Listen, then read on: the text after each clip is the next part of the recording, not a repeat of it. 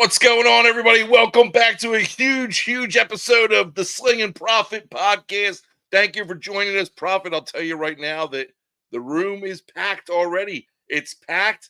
It's the excitement is in the air. There's a little bit of football back in the air. Okay, I know we're a couple weeks away, but I don't know if I have the mental capacity to do it all in one night. So we're breaking this thing down over 2 weeks. Prophet, it is mock draft night, baby. And well, let me preface with this: it's mock first round night for us because we're not doing the whole draft. But do you smell it? Is that what you smell in the air, Prophet? Is it Football? bacon?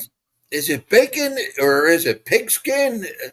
I smell it though. I mean, yeah, no kidding. We're full up in the room. I mean, you start mentioning football, man, and people want to talk. That's the way it goes.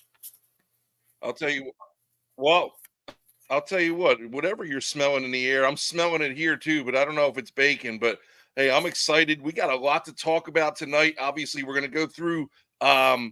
We're going to go through the first half. We're going to do picks 1 through 16 of the first round. All right, we're going to do our mock draft tonight. We're going to talk some happenings in the sports world. We're going to talk a few things. We're going to talk a little bit about the Masters, and I got some things that I want to talk about that are might be a little sensitive to some, but I need to address these concerns nonetheless. But we are going to get into our mock draft after our what's happening segment.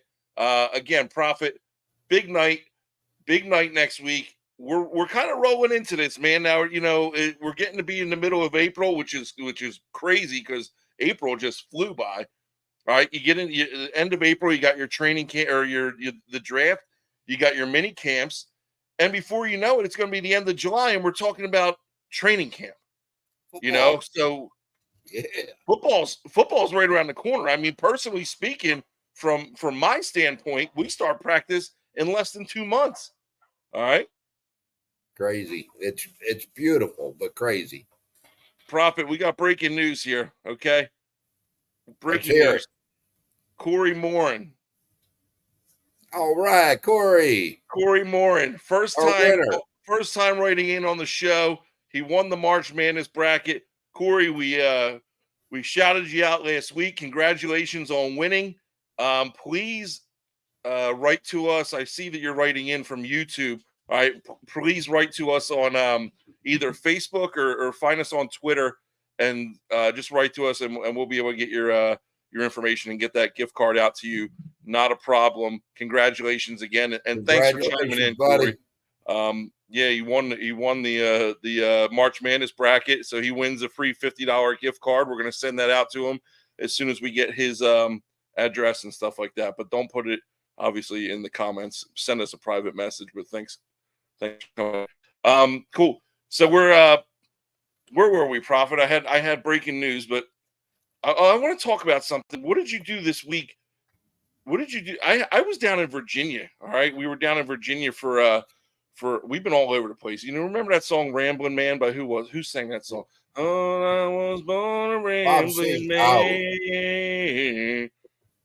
oh, That was the Allman Brothers, right? that was the Allman Brothers. I thought you were talking about How the the Bob hell do I Seger. know who sang that song and you don't know who sang that song, Prophet? Because Anyway, I I was feel like, thinking "Rambling Man" by Bob Seger, yeah. and Anyway, until you started singing.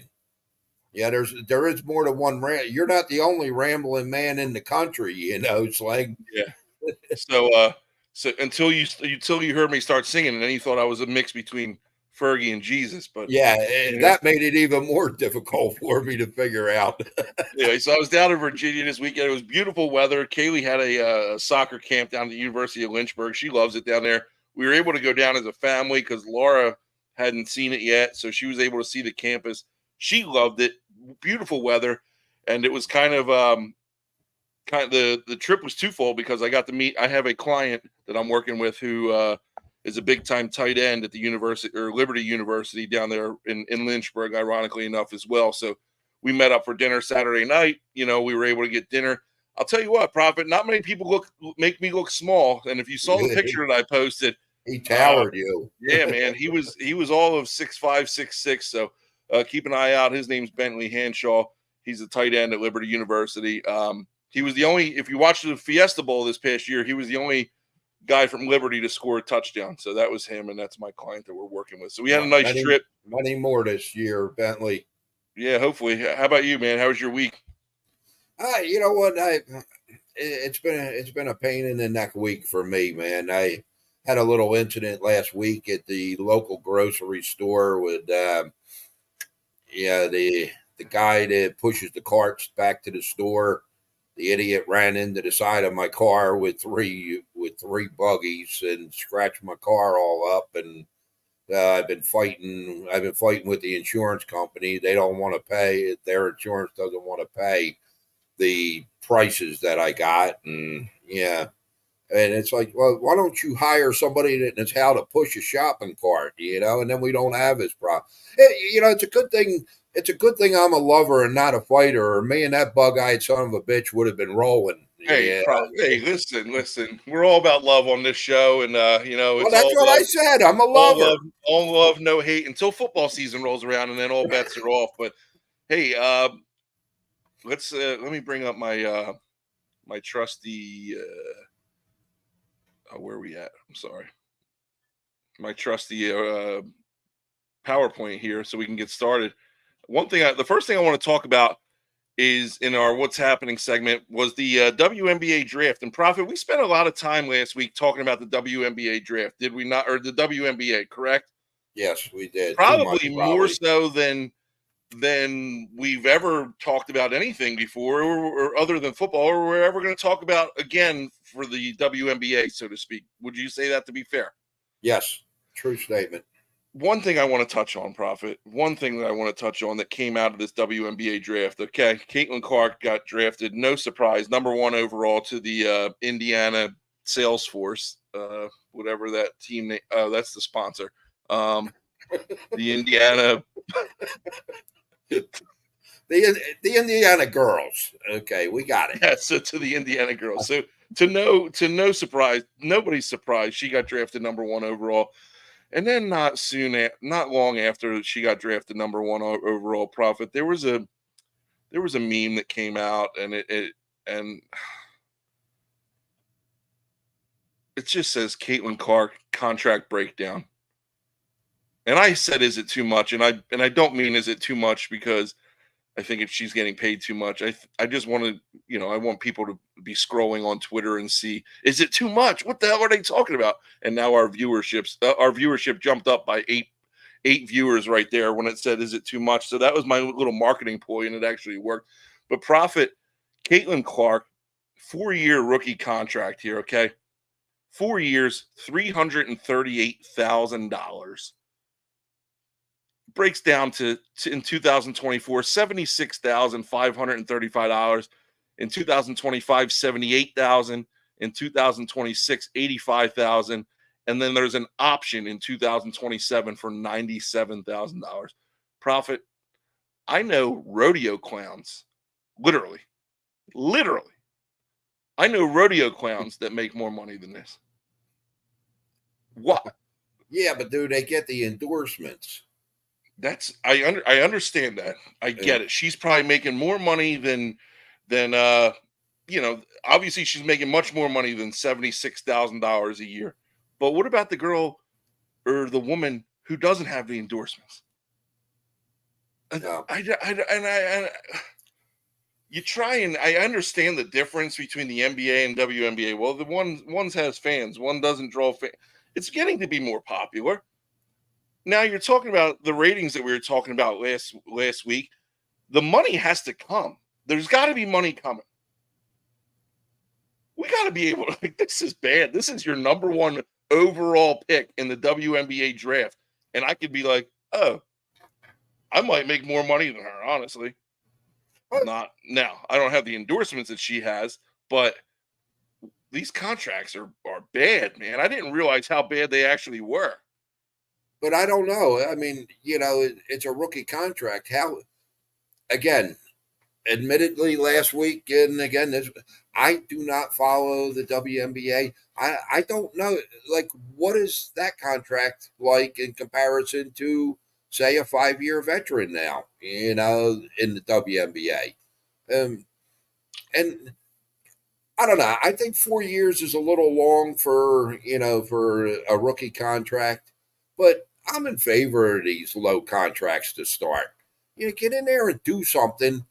Show that you're worthy of the money, and then get paid. Profit. But That's not even a low contract. That's I make more as a teacher. yeah, but do they get 1,400 people in the crowd? I don't know. I'm just saying, Uh, you're like, oh, well, start them off low. They're starting off pretty freaking low. well, I'm using that reference, for all sports though. Yeah, but you're Not talking about $338,000 over 4 years. $338,000 isn't even the 1 year NFL minimum. exactly. But do they put 1,400 people in the stadium a game where the NFL puts 60 70,000 in a stadium? I don't know. Yeah. Larry says that the men's NBA rookie starts at around $950,000 minimum per year. That's a big difference. And like I said, you're filling a stadium with 18 20,000 people in most cases. You've got TV contracts that are paying big time money. You know now, will that all change if the WNBA picks up? Because of her, like college basketball did. I would have to believe so. I guess Uh, time will tell. I just wanted to, like I said, I want trust me when I was building the show, the other day, Prophet. I wasn't expecting to talk about the WNBA again for again, for a while, but this stood out to me, and I wanted to touch on it and wanted to talk about it and kind of get your feelings on it because I see both sides of it. Like, hey, they don't draw as much, their ratings aren't as high, blah blah blah. But holy smokes, man, like the greatest women's basketball player of all time just came into a contract where she's making less money than a friggin' peanuts. Yeah, making less money than the local accountant down the street. So Dave no, I, says I that mean, go ahead. What do you got to say, Well, Dave? Dave chimed in. He says, the money's there to pay them. The WNBA doesn't make as much as the NBA. Can't expect to pay the athletes the same. And I get that. I understand it, but that's a vast, vast difference. But hey, they've been around almost 30 years, if not longer, so they're doing it right. Because not and I don't want to spend too much more time talking about this, but you can make the case for these knockoff football leagues too, these lower end football leagues like the XFL or UFL or the arena leagues that are around. You pay these guys too much money, your league's going to fold. And there's a reason why there hasn't been many secondary level football leagues that have stuck around, because there's no money to you pay these guys too much. There's no money to be made. I know when I was playing in the arena league, and it wasn't even the arena league, it was one of the knockoff indoor leagues. I was making $200 a game if the checks cleared. You know, some most of the time Uh, they hand you a check after the game and say, oh, don't cash it till Monday, and then it's, oh, don't cash it till Wednesday, blah blah blah. So and there's a reason why. you made a good point there because what comes to mind is the USFL. I mean, years ago, Trump wanted to make that to compete, with the NFL, and they're paying Herschel Walker and Reggie White and guys You like say that Trump? million. You say Yeah, Trump? yeah, Trump. Wow. Yeah, millions and millions of dollars at a time where they weren't making that kind of coin in the NFL, and the USFL unfortunately folded after a couple of seasons, and that was good football. Sure. Yeah, I haven't seen good secondary football really yet. I mean, and that's not bashing the guys who are playing in it. It's just I can't really get into it, and I haven't been able to get into the new UFL either. So we'll see how much time that has. But hey, we're going to move on to the next topic. Talking about football, talking about Rashee Rice. I know you've heard about the car crash he was involved with a couple weeks ago, where he just straight up leaving the scene. It came out the other day that he's been charged with eight different uh, charges here. I think one of them was aggravated assault. Uh, I have the charges here. Give me a second. He's been charged with one count of aggravated assault, one count of collision involving serious bodily injury, and 6 counts of collision involving injury. I don't want to talk about the legality. I don't want to talk about anything. I just want to talk about what goes through these guys' heads, man. What goes through these guys' heads when you're in the NFL and you're making the money that you're making and you're doing the things, you're making the choices that you make. You're driving 100. They said that he was clocked doing over 120 miles an hour right before they crashed. Yeah, Did they 100. not learn any? Did they not learn anything from Ruggs? And the thing that No, pisses me off is they hit and hurt innocent other people that people, weren't right? involved. So you and your buddies are out here racing, and there's been reports that they're leaving the scene, and there's guns and there's drugs and shit like that. That's all. I don't know if that's founded or not, but what are we doing here? And when are we going to start making better decisions as athletes? You got Well, the you world in know, your hands. You got millions and millions of dollars right in front of you, but you still got to go out and do stuff like this.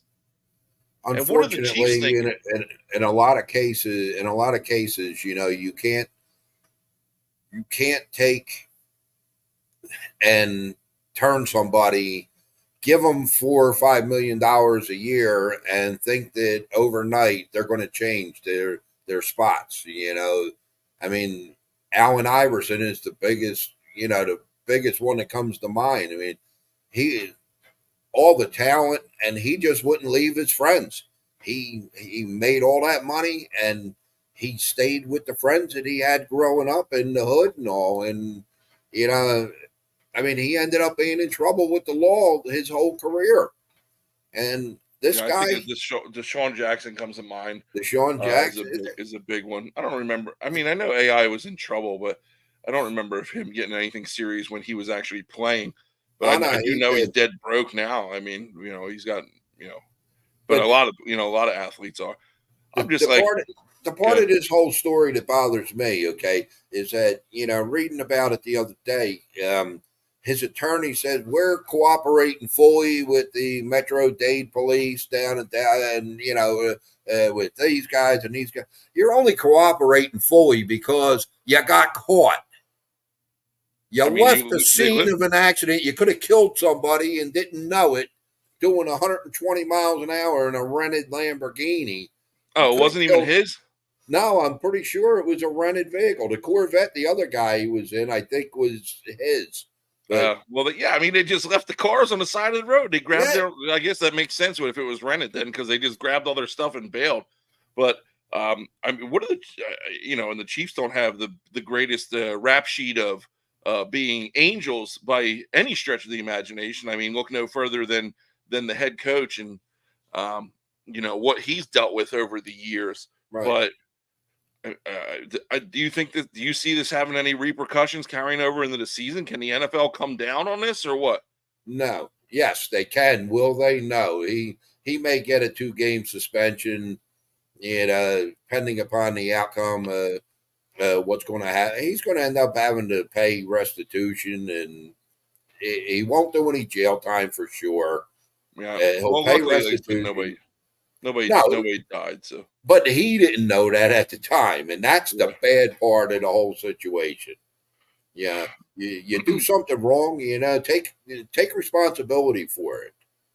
Yeah. And there could have Well, been it's What are they thinking? You sure. just don't get it.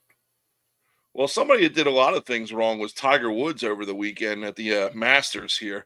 Some Switching gears, Scotty Scheffler didn't know if he was even going to finish the tournament because his wife was ready to go into labor at any minute. And I want to talk about something that I saw that wasn't too kosher, that sat a little uneasy on my old chest here with Scotty Scheffler. But hey, my boy Tiger finished dead last, but he finished. All right. He finished. He made it exciting. He was like tied for 22nd going into Saturday, and the wheels fell off. Wasn't a great showing for him. Scheffler won the thing by 4 strokes, which in golf is an eternity.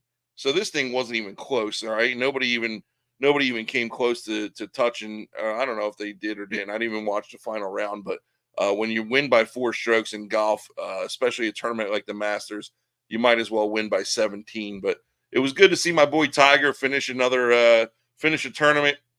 By the end of the tournament, I know he was playing with an amateur on Sunday. He wound up just going out there and having fun.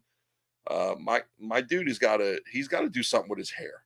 I don't know if you've seen a picture that came out or not, but No, I his didn't. hair, there's nothing left up there. So I said, Tiger, you need to invest in some serious hair plugs or just shave it. All right, just shave it bald and take this thing home because you can't keep walking around with that little half a Brillo pad that you have on your head. It doesn't. It's not a good look, man. And I'm preaching to the choir because I'm hanging on by a thread back here myself too. My forehead keeps getting bigger and bigger every year with my receding hairline. But I want to touch on. Did you watch any of the Masters or no? I did, and it was it was such a crazy tournament to say the least. I mean, there, what 55% of the guys that made the cut finished under par, and Yeah, it was course like played tough. I mean, the conditions were tough with the eh, wind on Friday. You had the rain Thursday, and then the course was hard as a rock Saturday and Sunday. The wind dried it out, and it was playing really fast. So it was really tough track. The numbers were not great by any stretch. no, but Scheffler showed how I mean the guy's phenomenal. I don't know everything there is to know about golf, but this guy's phenomenal. He is probably as good as Tiger was in Tiger's prime. Wow, To win the Masters by and he was down going into Sunday, and he was at the to, top. He might have been he down Sunday because he hadn't teed off yet. no he was down. I'm saying he was like in eighth place going into Sunday, I believe, and he was tied for the lead after 14 holes. I mean, he when it counts, this guy just turns it on, and his game is phenomenal. Yeah. Yeah. Well, I'll tell you what's not phenomenal is his wife was ready to pop to the point where he said, "Hey, I'm gonna withdraw from the tournament if she goes into labor." And there's pictures coming out in Georgia or wherever the hell he was, 5, 6 hours after the event of Scotty Scheffler out at the local bars with some of the boys taking pictures in his green jacket. Shouldn't he be in home with his old lady ready to pop? Or Ah, was that all a fabrication of a story here to make it an even more bigger story than it actually was because my man was out slamming Coors lattes until very late in the night. she's got a phone, and he's got a phone. When it's time, boom. Hey, honey, meet me at the hospital. Yeah. Okay. Yeah, come on. I doubt that he He lives just in. won the Masters. Yeah, he just won the Masters, but all he talked about in his post game interview or his post round interview was, "I just love my wife and I'm ready to go home and blah blah blah." Bitch, you were Oh, out until 6 o'clock in the morning drinking whatever. Like I he get it, I loves his would have been Coors too, but lattes too, man. yeah, but whatever, you know. Don't give me that sad story about, you want to be home with your wife about to go into labor when you're out slamming wings. But hey, he had a great showing. We'll talk about him a little bit later in the show when we talk about our plays of the week. But Prophet, I think it's time, man. I think it's time to start to dive into what the people came to see tonight. All right, the draft is upon It's us. time. I know we're a couple weeks away. All right, we're a couple No, weeks. we're 8 days away, right? You're right. You're right. I say a couple weeks. Two shows. I'm putting two shows away. Either way, it's not this weekend. It's next weekend. But like I said, we're gonna split up the first round. We're gonna do picks 1 through 16 tonight, and then we're gonna do 16 through 32 next week. Prophet. Detroit's got the host this year. Do you like what they've done with the going to different cities and stuff like that and hosting the draft, or are you kind of a traditionalist? You want it to go back to New York and Radio City Music Hall, or what? Well, I mean, it can't go back to Radio City Music Hall. Okay, I did like that when it was there, Why can't it go? but Is that not? Is that not standing anymore? well, no, it is standing, but it's not big enough for what the draft has become. Years ago, you were going if you were hoping to get drafted, you were there, and you might have had maybe 50 people from each team there.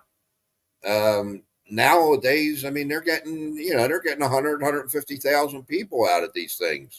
Yeah. Yeah, they're making buku bucks before the season even starts. They got to pay them contract because they ain't paying Caitlin Clark type contracts. Well, So they can pay Caitlin Clark's contract with the damn concession money. But exactly. that's another story. I was thinking about it today. Like it was cool. I think it's cool what they're doing with the draft and going to different cities and stuff like that.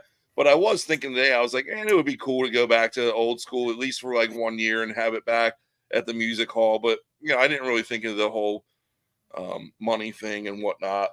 Detroit's been the talk of the year, in from the NFL world. So it'll be curious to see how that fan base kind of holds up and stuff. But is it at this? Do you know if it's at the stadium or do they do something outside or whatever? Because I don't think Detroit's like, It's not going to be real warm. first of all, it's not Yeah. real. Second of all, it's not like number one place to want to go outside. Right. So we'll Yeah, see. It'll be interesting. I would have to think they got something set up outside though. I mean, just it may be inside the stadium, but I doubt it. It's I mean the ambiance is better outside. You know what I don't like about Detroit? The pizza. You ever had Detroit style pizza? No. It's like deep dish, but it's got like the globs of sauce on top. They got a place around here. It's like, oh, Detroit style. I don't really care for it. You know what I do like about Detroit? Eminem. Lions. I like Eminem. Kid Rock. I like Kid Rock. Kid Rock's all right. I like Kiss. Detroit Rock City. That was Bob a cool Seger. movie. Bob Seger's from Detroit too? Yeah. And the Motor City Machine Guns, man. Yeah, they're from Detroit, obviously. Oh, true. What about Machine Gun Kelly? Is he from Detroit? No, I don't believe so.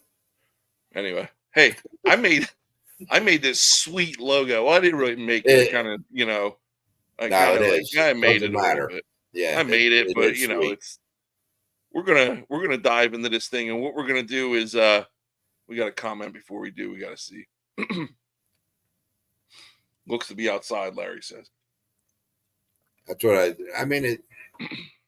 They make them outside. You can put many more people that way. Prophet, you ready? I'm ready.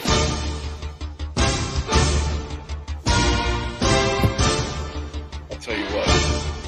If this sound doesn't get you pumped, this music doesn't get you ready for football season, then I don't know what is. I don't know if you got a heartbeat, Prophet. Because when this sound comes on and you hear this music, you think of rumbling, stumbling, fumbling. You think of the frozen tundra of Lambeau Field. You think of the rowdy crowd. And he Bobby X brings it up. I can't even keep going. So Prophet's going to roll through. That's great, but it still doesn't compare to the weekly roundup. We'll probably get flagged anyway because this music's copyrighted. But there you go. Prophet, whenever you hear this sound, the pick is in. The pick is in, and it's time to move on to the next. Pick. So, hey, the Chicago Bears are on the clock, are they not?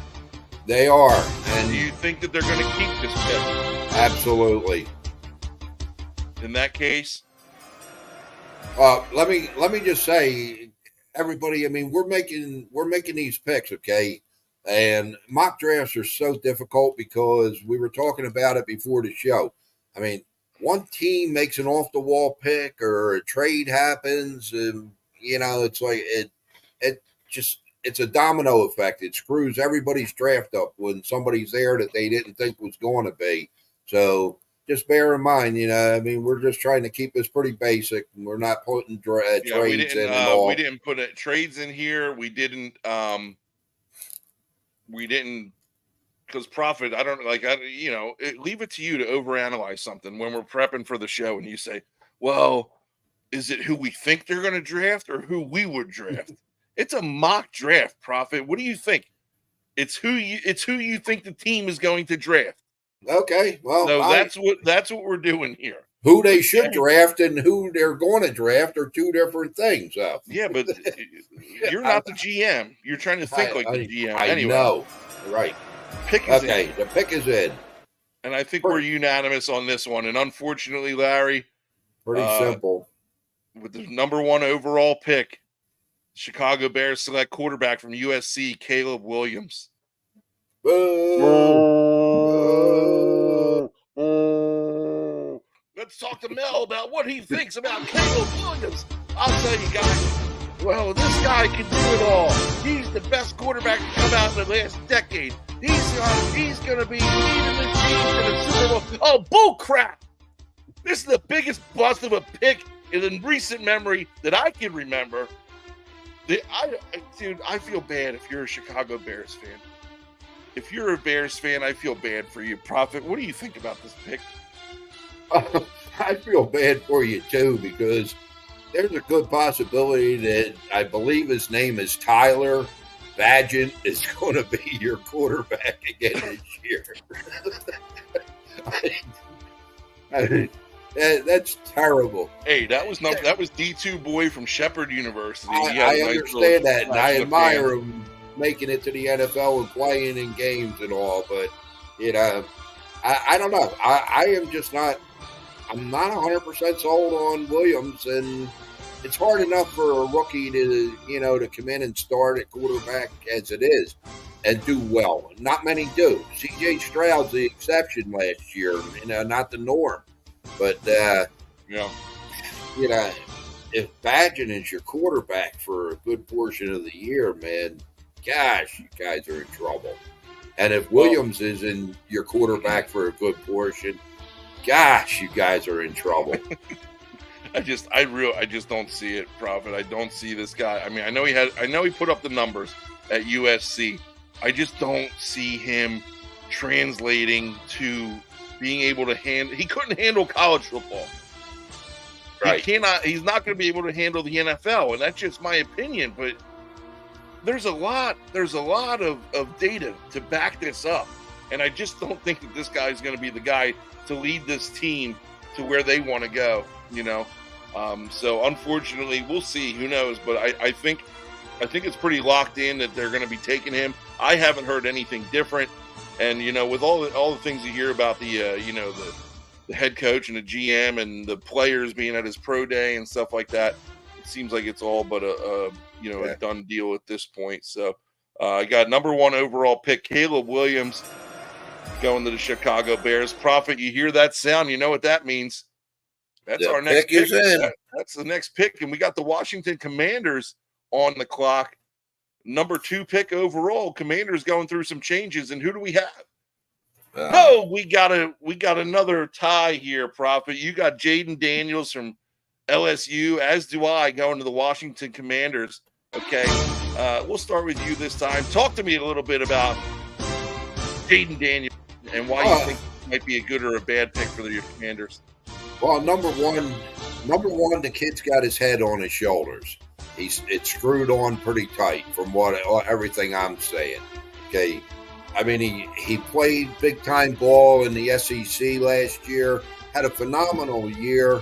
He's a passing quarterback with mobility, and he's going to make a big impact right away, I think, in Washington, because Washington's got some players there for him. Are they going to unseat the Eagles or the Cowboys for the division next year? No. But are they going to put asses in the seats in Washington? This kid's going to do it. They're going to be an exciting team next year. Prophet, listen, I think this is the only 2 picks. I know we agreed on the first 2 picks, but I think we stray off from here, if I'm not mistaken. But I agree with you here. And I think Jaden Daniels, and every year I kind of go on record and saying that there's probably one quarterback kind of head and shoulders more ready than the others. And I'm usually pretty good with it. I called Stroud last year. You can go back and watch it on the podcast. I said Stroud was going to be the number 1 ready quarterback to come out. I think Daniels is the same way. All right. He played it great. He had a great year last year at LSU. Like you hit the nail on the head. He's a passing quarterback, but he can run too. All right. Because he put up some good rushing numbers too. He rushed for over 1,000 yards last year. And when it came to big time games, he performed. You know, he performed against Texas A&M. He performed against Alabama. So this guy is battle tested. And my biggest intriguing point here with the Commanders is, what can Cliff Kingsbury, my boy, what can Cliff Kingsbury come in and do with this product?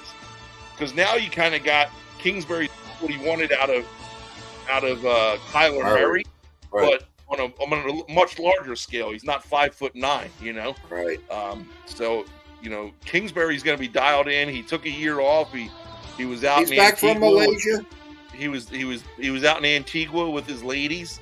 You know, soaking up the sun. Whatever this man wants to do is fine with me, because he's going to come in and like I said, I think he's going to have some fun with Daniels here, and I'm curious, and I think he will be a day one starter. So, with that being said, oh yeah, wait, what just? Oh, I didn't hear it. Next pick, who's on the clock here? Oh, none other than the New England Patriots. Oh, talk about a team in absolute turmoil since the demise of Tom, or the departure of Tom Brady and Bill Belichick. Man, this team needs a spark, don't they? They certainly do. Well, with the third overall pick of the 2024 NFL Draft, the New England Patriots select Drake May. Marvin Harrison. Boom! If they take Drake May, that'll be the reaction. If they take Marvin Harrison, poor Marvin Harrison, because he's got nobody throwing the ball. Who's going to throw him the ball? Oh, they got Jacoby Brissett. Yeah, okay. The Patriots' problems lie well deeper than the receiver position. They need somebody at quarterback. They shipped off Mac Jones, who everybody thought was going to be their golden boy for however long. He's not. Bailey Zappi is not the answer. I don't even know if he's on the team anymore either. You gotta get somebody in there that can take the helm. Now the question is, excuse me. The question is Drake May that guy? And right. I say no. Right, me too. I say no, but you got two quarterbacks, and we talk about it every year. You got two quarterbacks that went number 1 and number 2 overall, and you panic. You panic, and you take a quarterback because you don't want anybody else to take him. That's what's going to happen here. The Patriots are going to take Drake May, and they're going to be in this cycle, round and round we're going, not being a successful franchise after Brady and Belichick are out of there. So, well, talk to me about Marvin Harrison. If the new regime learned anything from the old regime, okay, they're not taking Drake May. Okay, you said it yourself at the start. They need a spark, and Drake May is not that person. Drake May is very bland. Will he be a good quarterback in the NFL? I don't know. Time will tell. Will Marvin Harrison be a great receiver in the NFL? Yes, he will. And they're going to take him with the hopes of getting a decent quarterback, later on in the probably the second round. I'll go on the record and say Harrison is a once in a decade kind of player. Well, and this is why they're going to take him, in my mind, simply because I don't think they're sold on May, and I don't think the other quarterbacks are worthy of a number 3 pick at this point. Yeah, so as always, I'm going wide receiver here, and if you're going to take a wide receiver, you got to take the best, and Harrison is the best of the class, and it's actually going to start a little run of wide receivers here. How do you know? With the number 4 overall pick, the Arizona Cardinals select Marvin Harrison, wide receiver from Ohio State. Prophet says, or Malik Neighbors, wide receiver from LSU. Prophet's got the Cardinals going with Neighbors. We both have them going with a wide receiver. I think a lot of mock drafts out there, Prophet. If you looked at mock drafts, but a lot of mock drafts out there have got the Cardinals going with the quarterback here, and I don't see them doing that. Really? Who? Patterson? What quarterback? Yeah. What quarterback? Yeah, McCarthy, Penix, whatever it might be. A lot of them got. I see a lot of McCarthy being floated around here. Well, it's crazy. We could have 4 or 5 quarterbacks go in the top 10. Profit. Well, here, let me read this to you real quick, okay? Michael Wilson, Greg Dortch, Chris Moore. Do you know any of them 3? I mean, I do with Dortch, but that's the Cardinals starting wide receiving core right now. They're not going quarterback. They're not going quarterback. They need to get a playmaker on that field, and Malik Neighbors is a playmaker. Now, if I'm wrong with the quarterback pick, the previous pick, then obviously they're going to take Harrison. But yeah, you can't go wrong taking Neighbors either. I think. Well, Harrison's clearly number 1, and I think Neighbors is a clear number 2, and then I think it kind of gets murky a little bit from that into that third wide receiver position. Larry says the Bears are going to trade up and get one of these 2 wide receivers. I don't know, man. I don't know. I could see the Vikings maybe trading up and kind of getting in here with a quarterback pick or something along those lines. But I don't know if I see the Bears getting up to to make a play. But we'll see. Obviously, we didn't factor in trades into this, so we're just kind of rolling with it. We got our next one. Who's on the clock? The Chargers are on the clock. LA Chargers with the 5th pick of the 2024 NFL Draft. The LA Chargers select Joe Alt, offensive tackle from Notre Dame. That's Sling's pick. Profit picks Rome Undunze, wide receiver from Washington. Now, when you said, wow, you said that there's going to be a run on receivers, you weren't kidding, Profit. That's your 3rd wide receiver picked in a row. Yep. And go into a team that is in desperate need of wide receiver help. I mean, they drafted Quentin Johnson last year, but they lost Keenan Allen, which in my mind wasn't a big loss because he is getting old.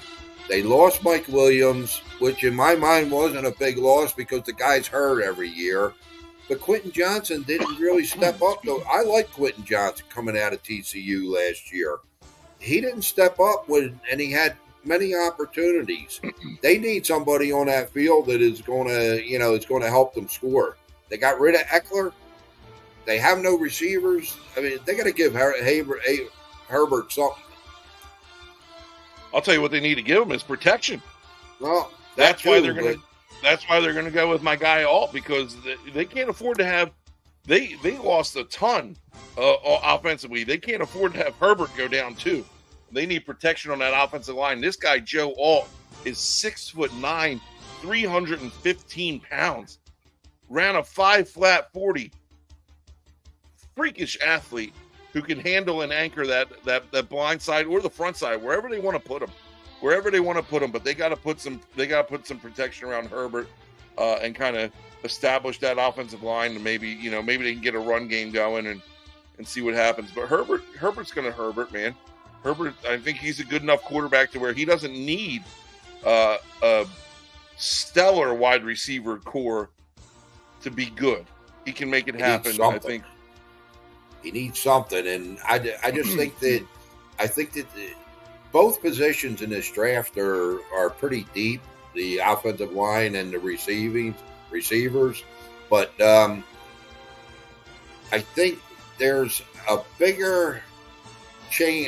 There's a bigger difference at the top here than there is with the wide receivers than there is with the O linemen. And don't get me wrong, I think Alt's the first one off the board for sure. Well, but we just talked about the wide receiver position, and we talked about Harrison, and then Neighbors being 1 and 2, and then I think that there's a not a significant, but I think Rome is a clear 3, I don't think he's up there with Neighbors, you know? So are we overvaluing him just to be able to get something? I don't know. Well, I just think that they're not going to get their Rome could be a number one. They're not getting their number one in the second round or deeper, where Yeah. they can get a good offensive lineman in the second round. Pick is in, Prophet, and the Giants, the New York Football Giants, are on the clock here with the number 6 overall pick. And when I got them, I got the number 6 overall pick going to J.J. McCarthy, quarterback from Michigan. And do I agree with it? No. But do I think it's going to happen? I think it's going to happen because the Daniel Jones train has kind of ran its course up in New York, New Jersey, so to speak, wherever you might be, or whatever you might call it. But I think people are, I don't know. Brian Dable's on the hot seat. There's no question about it. If he doesn't do something this year, I think he's gone. Whether I agree with it or not, I think he's on the hot seat. All right. I don't know what people see in McCarthy. I was never a big fan. All right. I think he had a decent year. You know, he had a decent year at Michigan. He threw for, he didn't even throw for 3,000 yards, which is always like a telltale for me in college. Like 3,000 yards is like my step, that's my threshold there that I would like to see these guys get to. But he didn't do that. And like I said, he doesn't really do a whole lot for me, but whatever, people are, he's not mobile. People see a lot in him though, and they're high on him, and they think that the Giants are going to take him. You got the Giants taking Terrion Arnold, cornerback from Alabama. Talk to me about your reasoning here, Prophet. Well, you know what? Number one, I think you're dead wrong with McCarthy going to the Giants. I mean, I see them giving Daniel Jones another shot.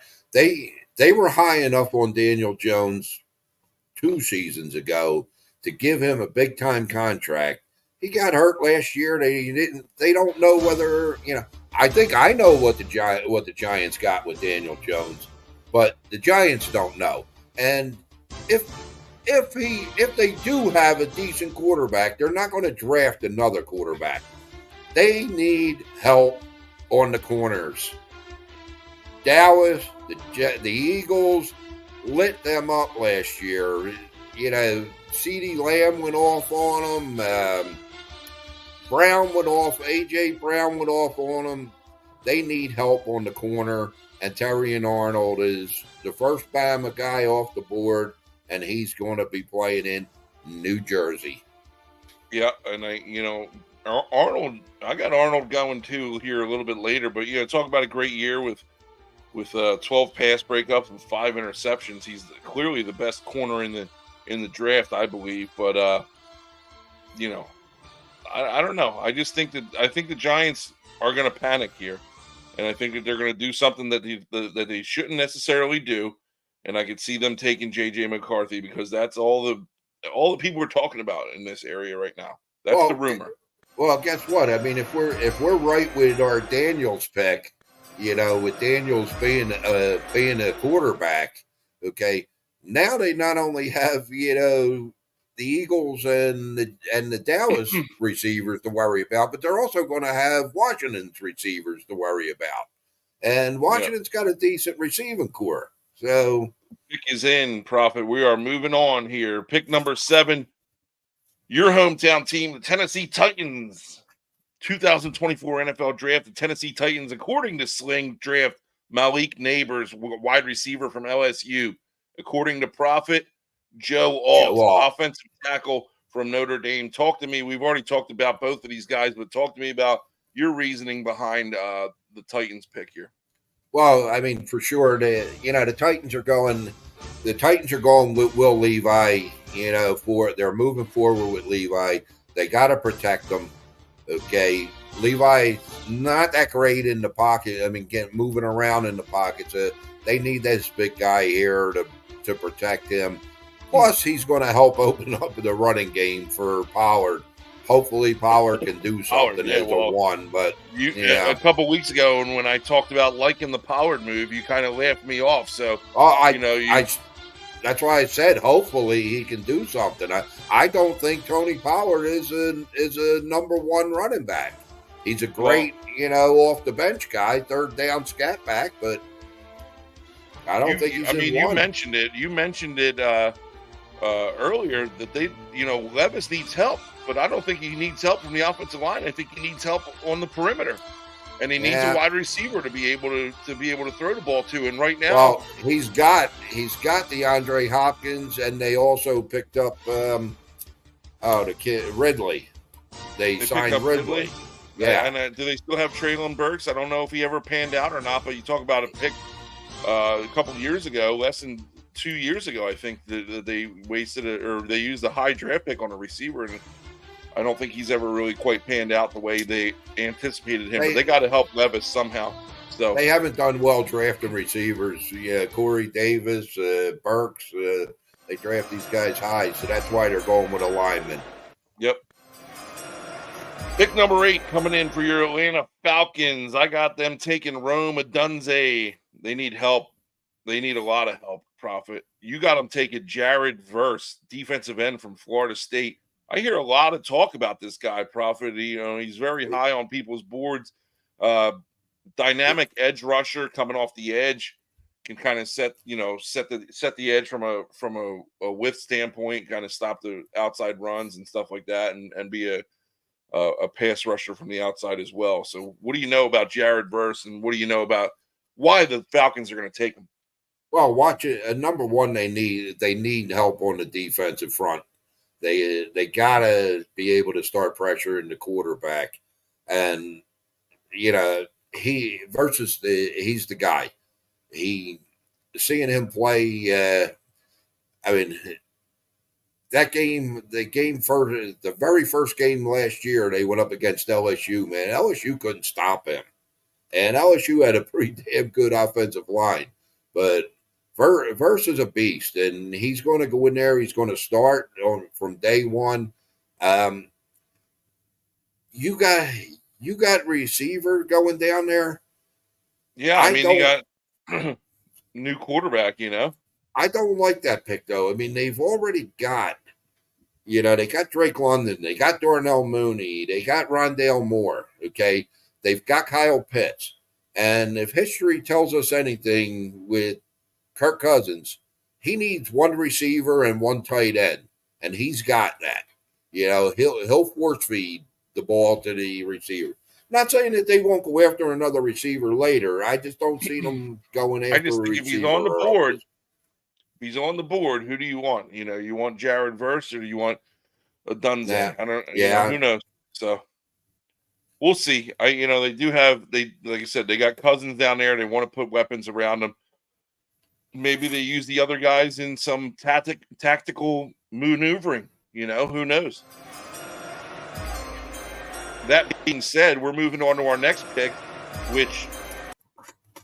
which goes to the Chicago Bears again. Do you think that they keep this pick, or do you think that they trade up? Larry seems to think that they're trading this 9 pick up into the draft to get one of those receivers, Harrison or Neighbors. I don't know. Now that I think about it, maybe.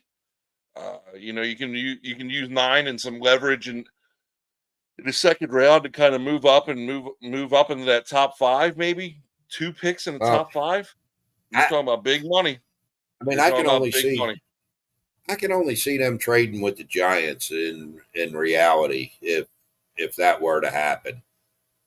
Then I don't know. I don't I think got the I don't Bears. think they're I got the Bears taking Jared Verse, 1 pick after you.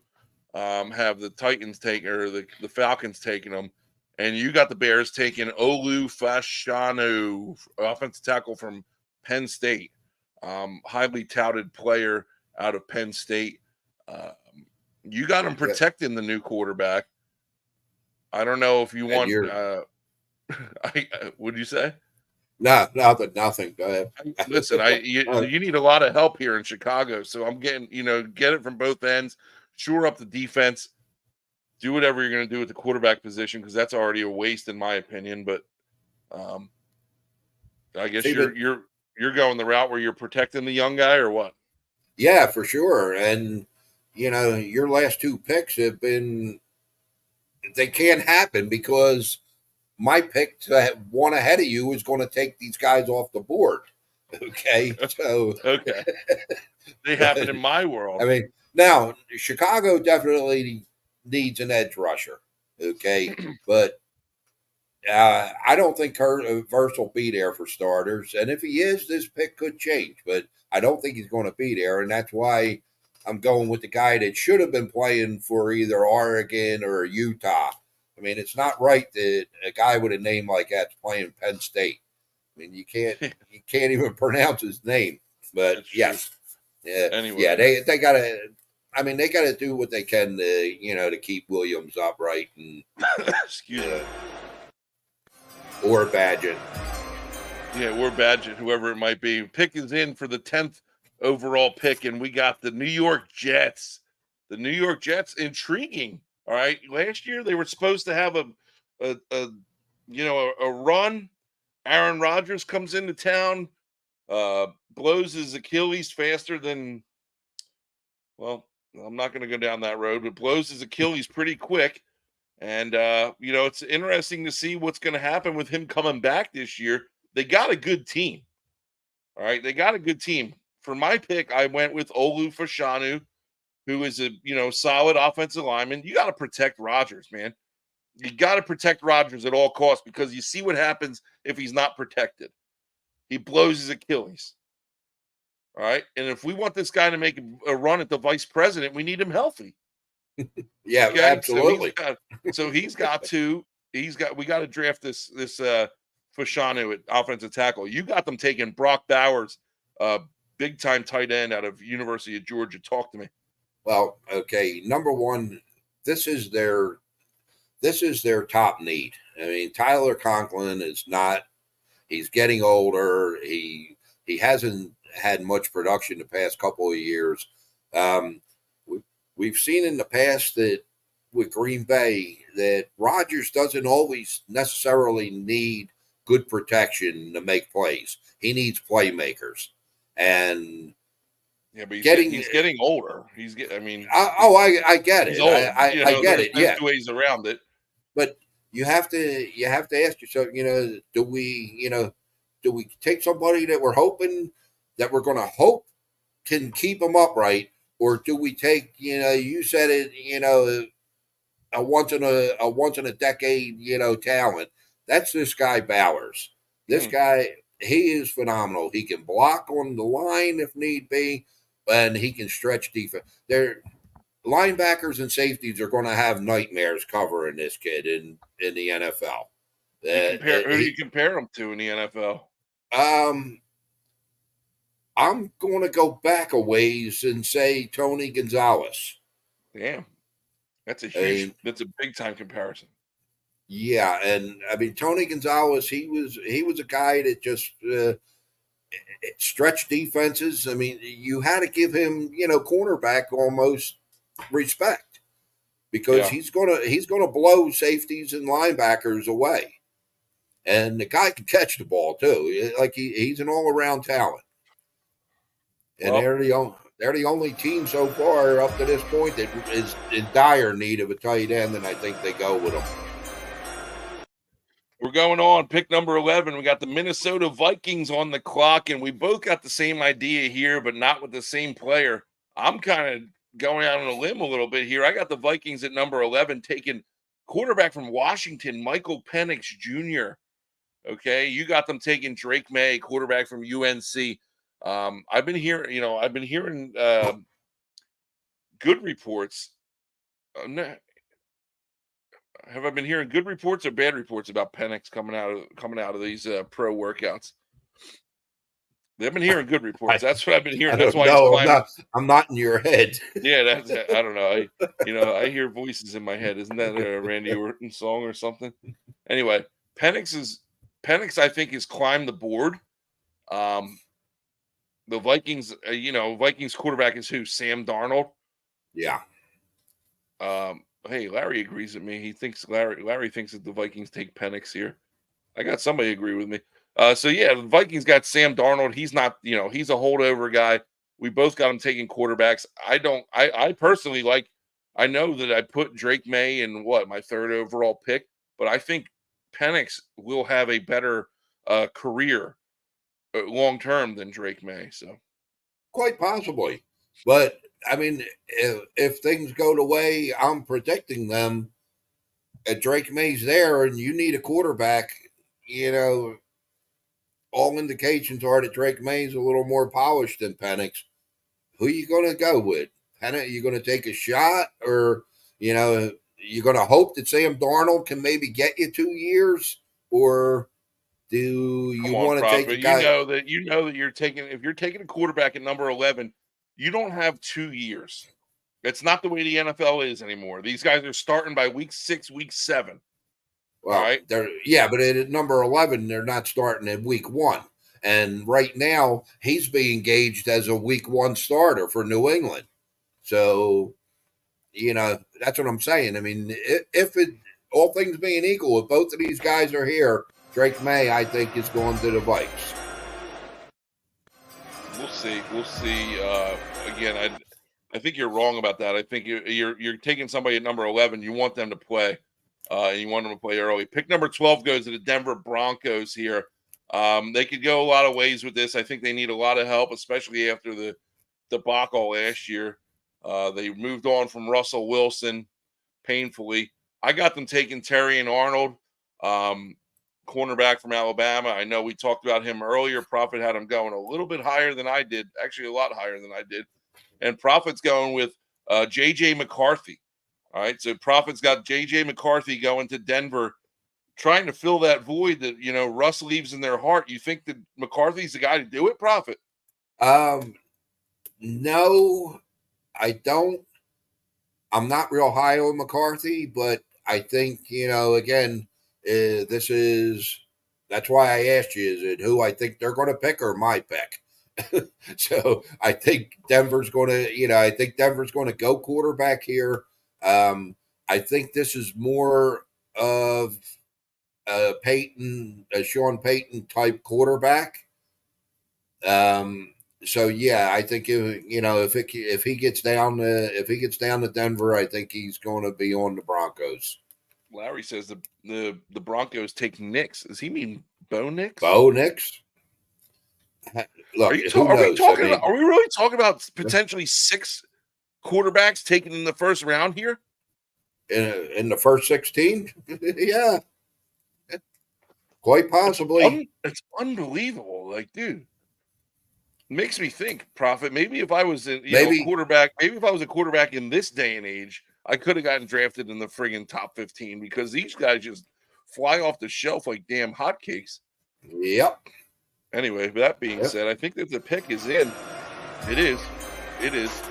We're on to pick number 13 of the Las Vegas Raiders. Las Vegas Raiders select Talise Fuaga, offensive line from Oregon State. I always like the Samoans, man. They're tough. They're scary. I always wanted one on my team, but never had the luxury of having one yet. They're not too common in the East Coast, more common on the West Coast. But That's what I was yeah, talking Raiders. about. Penn State guy, like, what was Yeah, he doing? no, I don't think he's Samoan, but anyway. And you got the Raiders taking Michael Penix Jr. What a fit! Why? What a fit! I mean, Michael Penn, just his name alone. Okay, his name alone, he should be a Raider. A lefty, reminiscent of Stabler, a little bit of a scrambler, but a passer. I just think he's a perfect fit in Las Vegas. Uh, he's going to be there, I think, at that point, and the Raiders are going to scoop him up. Well, he's going to have to beat out Aiden O'Donnell or Oh O'Connell or boy, whatever it is, because I know that the Raiders fans, they love him. And he's yeah. going to be tough to beat out. He's a fan favorite, so we'll see what happens. Number 14, moving on here, goes to the New Orleans Saints. Oh man, and look at this. We agree. Uh-oh. This late in the draft, that's a little weird to be agreeing. Things could go one or a variety of ways. So to be able to come up with the same pick, 14 picks down the road, we both got J.C. Latham, offensive lineman from Alabama, going to the Saints. They need some protection down there, right, Prophet? Absolutely, absolutely. I mean, they gotta do something to help David Carr, or, yeah, Derek Well, Carr, whatever. you know my feelings They, on Derek Carr. I think you need yeah, to do a lot more. You need to. I just want they everybody to need know. a lot more to J.C. Latham for sure. But I mean, this is the start, and he's the best available in my mind right now. And this is actually the start of Alabama run here. They have I accidentally clicked on it. Spoiler alert. Pick number 15 goes to the Indianapolis Colts. I got the Colts taking Brian Thomas Jr., wide receiver out of LSU, and you got the Colts taking the coolest ooh, name in the draft, my man Kool-Aid McKinstry, cornerback from Alabama. I think the Colts need somebody for Richardson to kind of take to that he can go up top and take this, take it to the house and take the top off of some of these routes. And I think Thomas could possibly do that for him. You're going a different direction though. You're going defense, and I think if you go back and look at my history here with this mock draft, there's not a whole lot of defense on my picks. I might be a little biased to the offensive side, but talk to me a little bit about the pick in Kool-Aid. well, I mean, here I think you're getting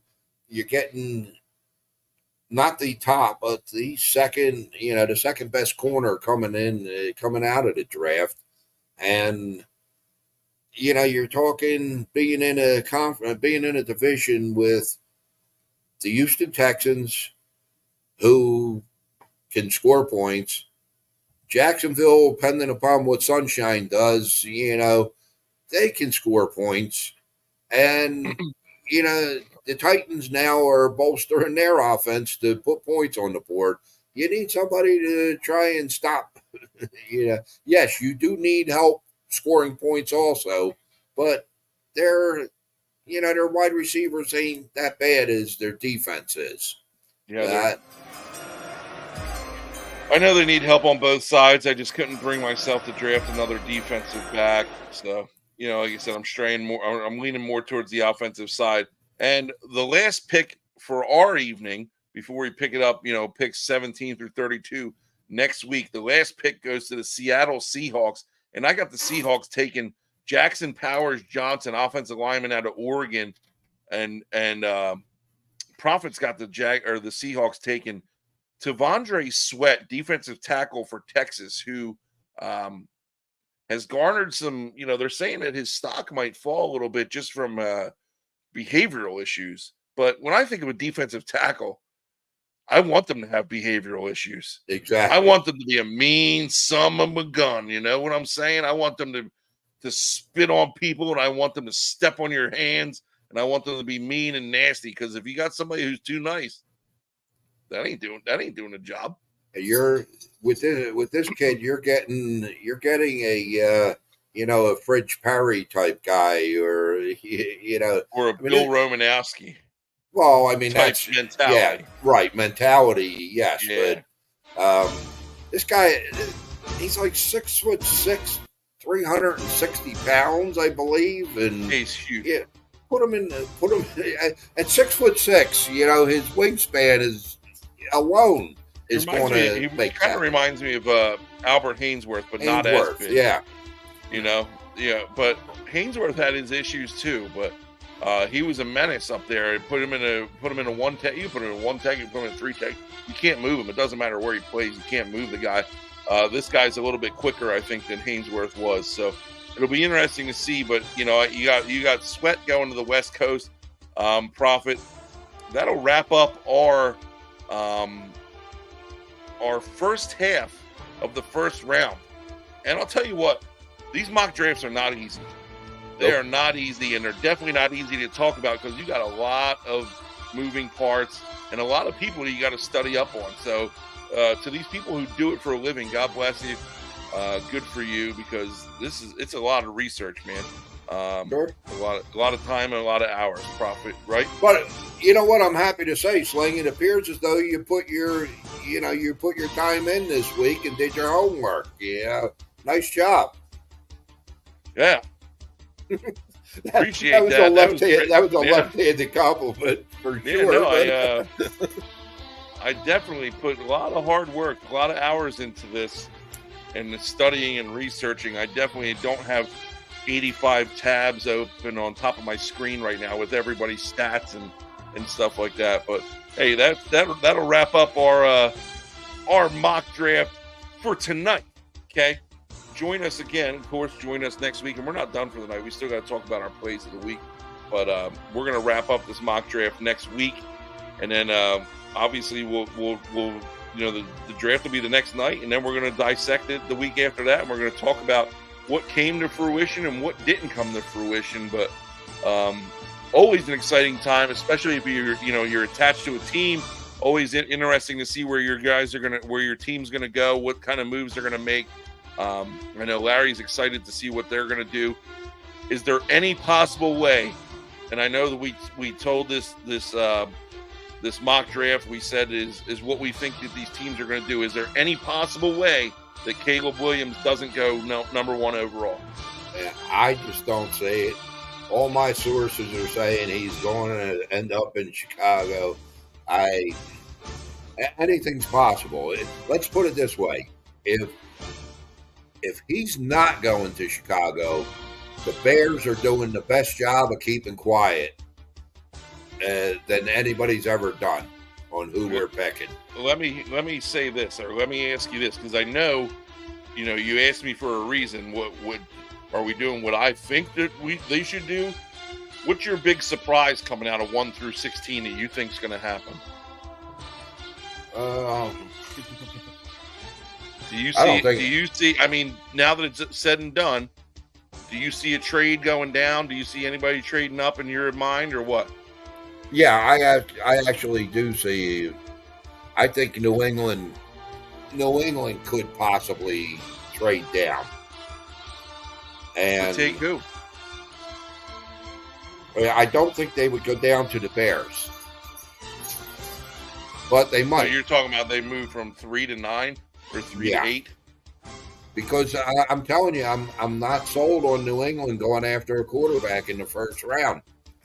And if they can get another draft pick, maybe next year's first round, let's just hypothetically speak. If Larry is correct, Chicago's going to try and trade up to get Harrison. It's ideal situation for New England. They drop down 6 spots and potentially pick up maybe another first round pick next year, and still have the quarterback. Then Drake May's available possibly at 9. Then they might take him. I don't think they're taking him at 3 though. I couldn't imagine all of that happening. Like, that would be some epic draft night drama for sure, and it's going to be exciting to watch. But definitely, like I said, we're going to finish this up next week and see where if you're looking for your team, be sure to join us next week. Unless, how many teams don't have a pick in the first round? 3, I think. I feel bad for those 3 teams if you're viewers of those 3 teams. But hey, we're going to move on quick. We're going to talk about our plays of the week. I'm going to wrap this thing up here within a couple minutes here. Profit. Holy smokes, my friend. 0 for 3? Bad. Tell me you won, on the side. Well, I hit a $1,200 parlay on three player parlay on Saturday. I put in that hit, which helped me for the weekend, but did not get me even. No, it was a bad weekend. Yep, Profit goes 0 for 3. I go 1 for 3. I had the Phillies winning, over the Pirates last week that won. Kind of gets myself back into the swing of things here. I'm ending with $260. Profit's ending with 1,328. let's call them points. 1,328 points. Profit. I'll go first for this week. I'm going out on a limb, dude. I'm going to play a little MLS, a little Major League Soccer. And I know, our friends from the West Coast. I don't know. Is he on the West Coast anymore? Arizona, Yeah, Arizona D, yeah. He still follows the Phoenix, Timbers though. Phoenix D. What do we call him? Arizona D. Yeah, Phoenix Day Whatever. probably now. I got the Portland Timbers as big underdogs against this Columbus FC team. Timbers are going off at plus 390. I don't see that happening. Portland Timbers are playing some hot soccer from what I can recall. I don't know that to be factual at all, but it's soccer. It's soccer. There's no way that you can have no shot in a soccer game, right? The team can't be that bad. I got $60 on the Timbers to beat Columbus to win $294. Coming back, I got Scotty Scheffler to do the impossible, Profit, to win the Masters and then come back at Harbor Town Golf Links and win the tournament. Win the whole freaking thing. $25 will get you $137, Profit. Scotty Scheffler going back-to-back weekends, winning the thing. The only And thing that's then, going to stop him from winning is if he, drown, if he's still inebriated from this weekend. and Yeah. and then my boy, Si Woo Kim. Si Woo Kim. Take this to the bank. I've never been more sure about anything in my life. Si Woo Kim is going to lead the tournament after round one. You put $20 on that and get yourself a nice, cool 720 back. And thank me next week, Profit. Si Okay. Woo Kim, round one leader. Did I thank you for that Tiger pick on Friday that he was going to beat the guy he was playing on Saturday? I Yeah. was on the road. You can't trust a pick that I make on the road. I can't trust the pick that you make in your house. Touche. And guess Well what, put. guys? Guess what? You can't trust the pick I make this week either. Okay. I bet trends for the most part and numbers. And every so often, like maybe 6, 7 times a year, a cycle hits where they just don't come in. And right now I'm in the middle of that, whether it be the horses, whether it be basketball, football, hockey. I'm not hitting. I'm putting the plays out, but just I would personally just watch them this weekend. Okay. And I know that's not good to say, but I feel confident. I'm not going to give you something I don't feel confident about, but I'm not on a roll right this moment. I'm on rye bread. So um, we're gonna go with Shane Lowry to win $20 to win 820 the tournament, and $80 for him to finish in the top 20 to bring back 180. And then Shane Lowry, 20 to win, 820 to win. 820. Top 20 finish, 80 to win 180. And then is And then this hockey? tomorrow night is the end of the hockey season. Yeah. Wow. So I got two hockey plays for you. And the first one is Colorado versus Edmonton. Take Colorado minus the 134. And Minnesota is playing the Krakens, whatever a Kraken is from Seattle. Uh, Pretty they're sure he's sitting an in a minus. octopus. Yeah, I know that's what it is, and that's what they throw on the ice with hat tricks and all. But that's what they used to do in Detroit, anyhow. Yeah, Detroit, all the But squid. yeah, Look at two that. two hockey games. We got some NHL cracking the plays of the week here, Prophet. We are well versed on this show. I will tell you that much. Yeah, and I sent Sling a text this afternoon. I said I can't wait for football season. I'll tell you what, Prophet, you are not the only one, and we got a little taste of it tonight. Listen, it won't be long before we're back full time doing this football thing. We're going to be talking about fantasy football. We're going to be talking about where do we draft Brock Bowers in our fantasy football draft. Could he be the number one tight end off the board in fantasy football? Who knows? It won't be long, though. Prophet picks are going to return. Ask the Prophet's going to return. It won't be long now. We're almost there. We had a hell of a crowd. We had a hell of a crowd tonight. Every week we're growing. Every week we're growing. I feel a sponsorship in our future. I got a good feeling about a sponsorship. I appreciate you guys. I hope you enjoyed our mock draft, round 1, night 1. Join us next Wednesday night, same bat time, same bat place, for round 1, night 2. Have a good night, everybody. Good night, guys.